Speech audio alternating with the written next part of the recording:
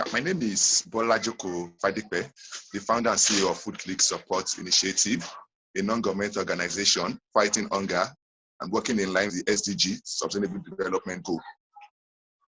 Oh, okay, sir. That's great. So can you tell us more about this relief project you're carrying out during the COVID-19? Before COVID-19 started, we've been distributing non-perishable food items to people through our community kitchen, free school meal, bags of hope. So we've been working just to try and ensure that we achieve SDG Goal 2. So when COVID-19 started, when the pandemic started, we felt there was a reason for us to respond so that the health crisis would not turn to hunger crisis. So in partnership with Noella Foundation, we decided to start distributing emergency food boxes to people struggling with hunger, home, family, physically challenged, and everybody. Because, you know, a lot of people during the lockdown, they're not working, some have lost their job. So we just felt that it was paramount that we distribute emergency food boxes to them. Oh, okay, great, sir. So what has been the impact achieved so far in this project? Yes, the impact has been enormous. A lot of people, apart from the feedback we get on the field, we've seen the story of lives we are impacting, lives we are changing.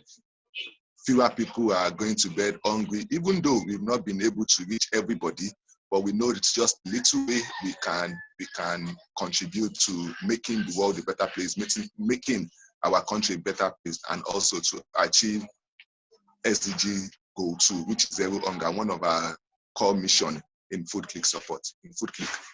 Okay, sir. Okay, sir, what are some of the challenges you faced in carrying out the project? Yes, just like every charity all around the world, one of our major challenges is funding.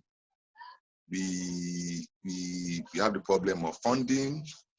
Also, another challenge is challenge of logistics. More people. We never experienced a thing like this before, so we have more people reaching out to us. And also, there's also the problem of the restriction in movement have not enabled us to reach other places we would have loved to reach. We would have loved to reach outside Lagos, but because there's a curfew, that's made it difficult and challenging for us. We've been receiving calls from everywhere that they want us to also visit them and extend our intervention to them. All right, sir. What has been the feedback from the recipients so far? Yeah, the feedback has been good, all positive, because most of them had to turn to us. Many people who were self-sustaining before, who had jobs before, but ever since the lockdown started, most of them lost their job, the artisans, the market women, the underprivileged, they all lost their source of livelihood. So the response from them has been great. We don't want to sing our praises too much, but from what we've received from people, it has been great. Okay, sir. So aside from funding, what has also been the other input you've had to work with in terms of volunteers and, you know, even working with community leaders? How has that been? Yes, the community leaders have been supportive. Most of the communities we visited, we've seen the community leaders also helping us. We've partnered with some of them. Before going to a particular community, we would try and meet some of the community leaders who they've also been providing support to us. So it has not been easy, I must confess to you, because, you know, on your left-hand side, there's coronavirus. On your right-hand side, there's hunger. So it's either you choose one between the two. So that brings up the issue of social distancing too.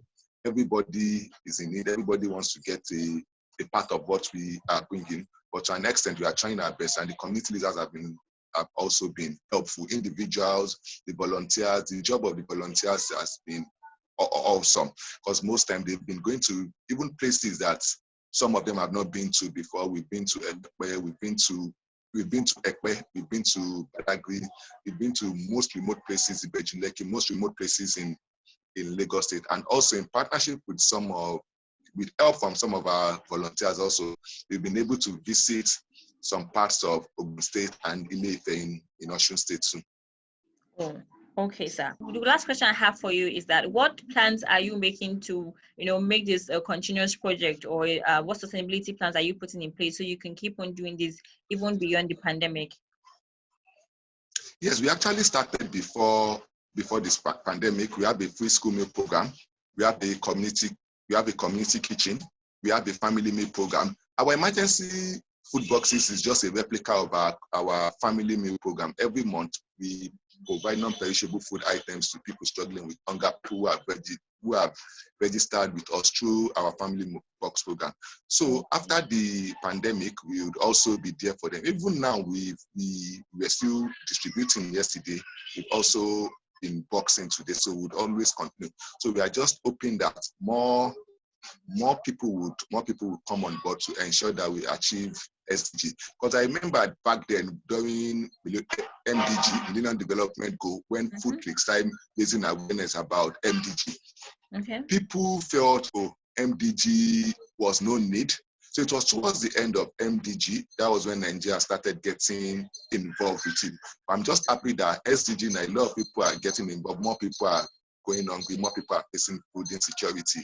And so because of that, I believe we can achieve the hunger with more people coming on board. Okay. All right, sir. That will be all from us. Thank you so much for joining us. And we say well done to you and your team. And we say keep up the good work. Thank you very much.